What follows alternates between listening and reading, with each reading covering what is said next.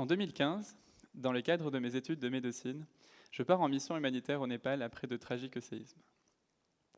Je travaille dans une zone assez reculée, loin de la capitale, dans les montagnes, et je gère un dépôt de produits pharmaceutiques.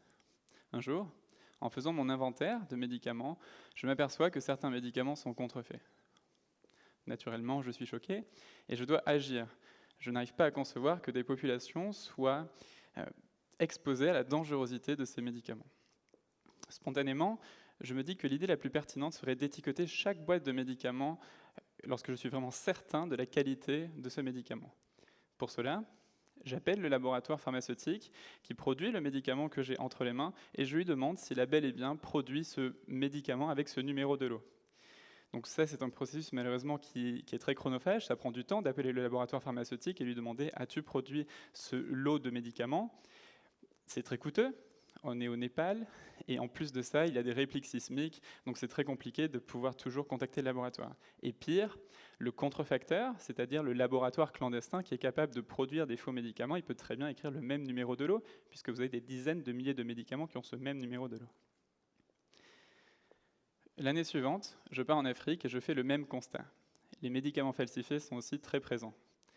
J'ai la chance de me déplacer dans la majorité des pays de l'Afrique francophone et je constate à chaque fois qu'on a des marchés de rue, on a des vendeurs de faux médicaments et je me souviendrai toujours de ce patient qui m'avait très gentiment hébergé, qui malheureusement est condamné à passer le reste de ses jours 3 fois par semaine. Il est obligé d'aller à l'hôpital pour des séances de dialyse. À cause de la consommation d'un antibiotique falsifié, il est devenu insuffisant rénal. Le médicament de la rue. Je pense que vous voyez ce que c'est, non? Bon, bien sûr, en Afrique subsaharienne, malheureusement, nous connaissons tous cette triste réalité. Dans la rue, en Afrique subsaharienne, on trouve des faux médicaments. Alors ces faux médicaments, fréquemment, ils ont des principes actifs qui ne correspondent pas à ce qui est prévu normalement. Par exemple, on va avoir des principes actifs surdosés, sous-dosés, voire absence de principes actifs, même des molécules différentes. Et pire, on a déjà trouvé de la mort au rat dans certains médicaments. Les excipients sont toxiques dans les faux médicaments. J'ouvre une parenthèse très rapidement. Le mois dernier, la Gendarmerie nationale de Côte d'Ivoire a trouvé dans une villa à Cocody 200 tonnes de faux médicaments. C'était le mois dernier. Donc pour la postérité, nous sommes aujourd'hui en décembre 2019. 200 tonnes. Bon, ce n'est pas d'ailleurs un épiphénomène. Et dans la rue, on trouve quelque chose de beaucoup plus pernicieux. On trouve des vrais médicaments. Mais attention, ces médicaments sont détournés du circuit légal. Et le vrai problème, c'est qu'ils sont stockés dans des conditions désastreuses qui vont vraiment détériorer les qualités du médicament. Je ne vous l'apprends pas, en Afrique subsaharienne, les taux d'humidité et les températures sont toujours très élevés, donc impossible de conserver dans la rue un médicament. On ne conserve bien ces médicaments que dans les pharmacies. L'OMS a décidé de qualifier tous les médicaments de la rue de médicaments de qualité inférieure et falsifiés. Donc pour plus de simplicité, je parlerai de médicaments falsifiés pendant mon intervention. 1 million de morts chaque année à cause de ces médicaments. D'accord ? Cela peut paraître surréaliste, mais en Afrique subsaharienne, vous avez à peu près 50% de la population qui achète son médicament dans la rue. C'est très problématique. Comprenez que les médicaments falsifiés, c'est un véritable fléau. C'est un drame sanitaire, un drame économique, mais surtout c'est un drame méconnu, tant par la presse que par l'opinion publique, que par les décideurs politiques. Les médicaments falsifiés, c'est un double crime. Un crime contre la santé et un crime social contre les plus pauvres. Et le pire, c'est qu'il y a en fait une sorte de... Comment dirais-je ? Les gens ne réalisent pas et il y a une sorte d'indifférence à cet état de fait. Et je trouve que c'est vraiment anormal. Aujourd'hui, je vais vous parler de quelque chose qui permet activement de lutter contre ce problème. Je vais vous parler de la sérialisation des médicaments.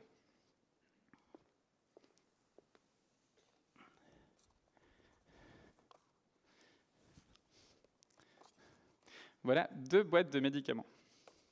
Regardons dans un premier temps la première boîte de médicaments, celle qui se trouve sur la gauche de votre écran. Vous voyez ce médicament. On retrouve plusieurs informations. On retrouve la date de fabrication, on retrouve la date d'expiration, et on retrouve un numéro de lot. Vous avez plusieurs dizaines de milliers de boîtes qui ont ces mêmes informations. Si un médicament de ce lot est défectueux, le laboratoire peut demander le retrait de ce lot. C'est un processus qui est très efficace. Mais par contre, avec ces informations, on ne peut pas s'assurer de l'authenticité de ce médicament. Maintenant, regardons l'autre médicament, celui qui se trouve sur la droite de votre écran. Bon, je ne vais pas vous faire jouer au jeu des différences, vous avez probablement remarqué qu'il y avait un élément supplémentaire, c'est un petit carré. Ce petit carré, ça s'appelle un data matrix. Un data matrix, c'est un code à barres universel dans lequel on va mettre une information supplémentaire. Là-dedans, en fait, il y a un numéro de série unique. Ce qui est très intéressant, c'est que chaque boîte de la sorte est unique. Ce médicament est unique parce que je retrouve un numéro dedans. On parle de la sérialisation des médicaments à l'unité. Et vous avez peut-être fait le rapprochement avec ce que je faisais moi manuellement au Népal. J'étiquetais les boîtes en mettant des numéros uniques. C'était une façon très artisanale en fait de reproduire la sérialisation. En fait, à mes yeux, c'est une réalité, c'est une véritable aberration. Pourquoi les laboratoires ne sérialisent pas toujours leurs médicaments? Sachant qu'aujourd'hui, en Europe, tous les médicaments sont sérialisés. Résultat, n'importe quel pharmacien dans une officine peut s'assurer de l'authenticité de son médicament.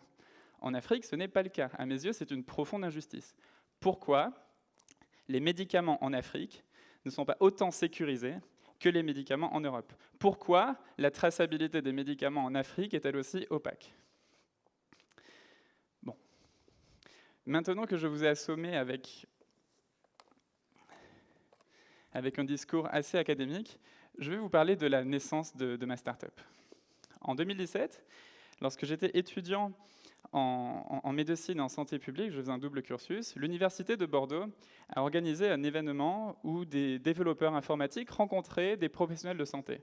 Alors moi, j'étais assez fasciné par l'univers des développeurs informatiques. Et l'objectif, c'était de mettre en place des prototypes, des solutions pour répondre à des problèmes de santé publique. Finalement, nous avons remporté le premier prix de la région de Nouvelle-Aquitaine, que je tiens sincèrement à remercier, puisqu'ils nous soutiennent activement depuis le début du projet. Et lors de la remise des prix, j'avais invité un ami à moi de ma promotion de santé publique qui était béninois, et il avait déclaré, en utilisant notre petit prototype, « Mon médicament, je détecte s'il est vrai ou faux. » Médicament, détecte, Meditect. Voilà, le projet Meditect est né un peu grâce à cet étudiant. Et très rapidement, j'en ai parlé à un de mes amis d'enfance, Romain Renard, qui lui est diplômé de Sciences Po Paris, et qui lui aussi est très sensible aux enjeux de santé publique, en particulier de santé internationale. Et ensemble, on a décidé de cofonder Meditect. Mais par contre, on avait vraiment cette forte volonté de développer une solution scalable et une solution vraiment efficace, pas comme au Népal. Il nous fallait une solution simple, rapide, efficace et moins coûteuse. Et là, on décide en fait d'utiliser une nouvelle technologie, la technologie blockchain. Alors la blockchain, c'est une technologie qui va permettre de stocker et de transmettre de l'information de façon sécurisée, transparente et décentralisée, c'est-à-dire sans organe central de contrôle. Bon, imaginez un livre géant. Lorsqu'un laboratoire pharmaceutique va produire un médicament, il va inscrire dans ce livre le numéro qu'il a apposé sur son médicament. Lorsqu'un pharmacien va réceptionner le médicament, il va chercher dans le livre et va tourner les pages si le numéro existe. Si tel est le cas, il s'assure que sa boîte est authentique. Et à son tour, il va écrire le lieu et l'heure quand il a réceptionné ce médicament. Ça empêche que ce médicament soit copié, puisqu'on sait dans le livre que son médicament a déjà été réceptionné par un pharmacien. On ne peut pas effacer ce qui est dans le livre. D'accord ? Ce qui est très intéressant dans ce système, c'est qu'il est transparent, tout le monde peut lire le livre, il est sécurisé, on ne peut pas effacer des parties du livre, et il est décentralisé. C'est-à-dire qu'il n'y a pas un auteur qui va rédiger le livre, non. Il va y avoir en fait directement tous les laboratoires qui vont pouvoir écrire dans ce livre. Donc c'est une solution qui est vraiment très efficace. En réalité, ce n'est pas un livre qui relie des pages. Les pages, ce sont des blocs dans lesquels nous mettons des informations, et ce n'est pas un livre qui relie des blocs, c'est une chaîne. Voilà pourquoi ça s'appelle la blockchain. Et lorsque j'ai compris avec Romain vraiment la pertinence d'utiliser cette technologie, qu'elle peut vraiment révolutionner la traçabilité des médicaments, en particulier en Afrique, j'étais tiraillé entre l'envie de poursuivre mes études de médecine pour travailler dans un bloc opératoire plus tard et potentiellement sauver une vie, et l'envie de suspendre mes études et retourner sur le terrain. Et finalement, c'est ce que j'ai fait. J'ai suspendu mes études et je suis reparti en 2018, en août 2018, faire une étude de faisabilité à Ouagadougou, au Burkina Faso, avec des pharmaciens d'officine. L'objectif, c'était simple, c'était de démontrer que la solution qu'on avait réalisée, elle pouvait vraiment marcher, elle pouvait impacter la vie des gens. J'étais très confiant, je me disais que notre application, voilà, elle allait bouleverser les choses. Bon, pas du tout. Ce fut un échec, mais un échec quand même très constructif. On avait déjà négligé un acteur clé de la chaîne de distribution du médicament en s'intéressant en particulier aux laboratoires et aux pharmaciens, mais il fallait avant tout s'intéresser aux patients. Et une réalité, c'est qu'à Ouagadougou, je remarquais que tous les citoyens avaient un smartphone et qu'on pouvait vraiment responsabiliser le patient grâce à son smartphone. Donc on a commencé à créer des groupes de travail avec les patients, et pour le temps qu'ils nous accordaient, en fait, on leur donnait de l'accès à Internet. Et en fait, ils appréciaient vraiment le fait de recevoir de l'accès à Internet lorsqu'on les sollicitait. Et on s'est dit, mais en fait, on devrait toujours offrir de l'accès à Internet aux gens qui vont en pharmacie et qui ne vont pas acheter leurs médicaments dans la rue. Et ça, on l'a conservé encore aujourd'hui sur notre application. Lorsque vous allez dans une pharmacie, vous gagnez de l'accès à Internet. Si vous allez dans la rue, vous ne gagnez rien. Et les patients, ils nous disaient une autre remarque quand même très intéressante, c'est qu'ils ont envie d'avoir sur leur smartphone des informations sur leur traitement. On peut envoyer des messages très simples et des messages très clairs. Je vais vous raconter une très triste anecdote. C'était le frère de la personne qui m'hébergeait à Ouagadougou. Un soir, on était à table, il avait besoin de se soigner et il a mis dans sa boule d'attiéké un suppositoire. Voilà. C'était assez difficile pour moi de voir justement que les patients ne maîtrisent pas forcément l'adhérence thérapeutique, des choses très simples. Voilà, ça peut par contre être assez compliqué. Bon, revenons de nouveau à mon histoire. Nous sommes fin 2018, l'étude de faisabilité est terminée. Et avec Romain, nous avons vraiment envie de passer à une échelle beaucoup plus importante. On veut maintenant proposer notre solution à l'échelle d'un pays. Notre volonté, c'est montrer que notre solution est efficace. Donc on décide de proposer notre solution à la Côte d'Ivoire. Pourquoi la Côte d'Ivoire ? C'est le pays le plus important d'Afrique francophone et en Afrique de l'Ouest. Et notre volonté, elle était assez simple en réalité, c'était assurer la traçabilité du médicament le plus utilisé. Ce médicament, il est produit par un laboratoire qui s'appelle UPSA, qui se trouve en région Nouvelle-Aquitaine, la région où j'ai grandi.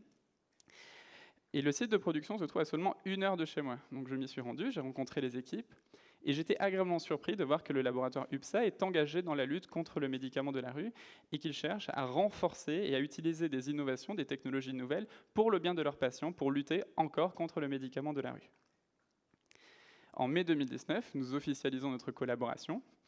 Et honnêtement, moi j'étais assez inquiet, parce qu'on n'avait pas encore un seul pharmacien partenaire en Côte d'Ivoire. Et ma question c'était, mais comment allaient-ils réagir ? Est-ce qu'ils allaient adopter notre application ? Et là, cette fois, c'est un franc succès.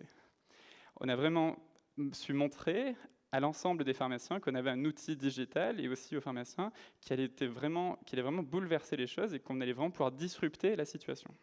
Et ce qui était très intéressant, c'est qu'à tel point c'était un franc succès, l'Ordre national des pharmaciens et le ministère de la Santé ont décidé de communiquer massivement, de façon beaucoup plus large, afin que notre solution soit adoptée par tout le monde.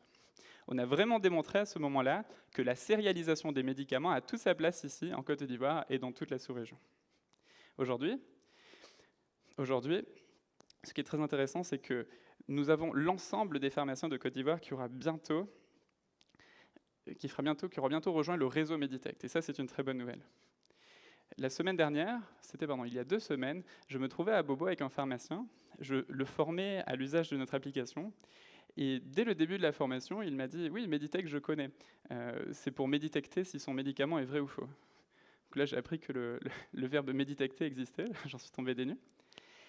Et ce qui est très intéressant, c'est que les pharmaciens, ils ont vraiment besoin d'avoir accès aux nouvelles technologies. Et ça passe aussi par une étroite collaboration avec les laboratoires pharmaceutiques. Nous, chez Meditect, dans notre entreprise, on a vraiment envie de contribuer à développer le monde de demain. Ensemble, on peut vraiment lutter contre ce fléau. Je vous invite vraiment à nous suivre sur les réseaux sociaux et à partager nos actions. La semaine dernière, j'étais à Trècheville, dans une pharmacie, et une jeune maman est arrivée au comptoir de la pharmacie et a demandé au pharmacien pourquoi son médicament ne fonctionnait pas sur son nourrisson. Fonctionner, j'ai pas trop aimé ce terme. Et en réalité, il s'agissait d'une grossière contrefaçon, ce qui m'a vraiment bouleversé.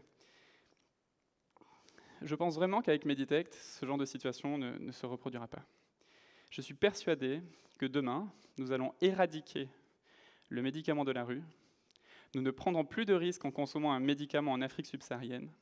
Et nous allons vraiment digitaliser et révolutionner la relation aux médicaments. Telle est ma conviction.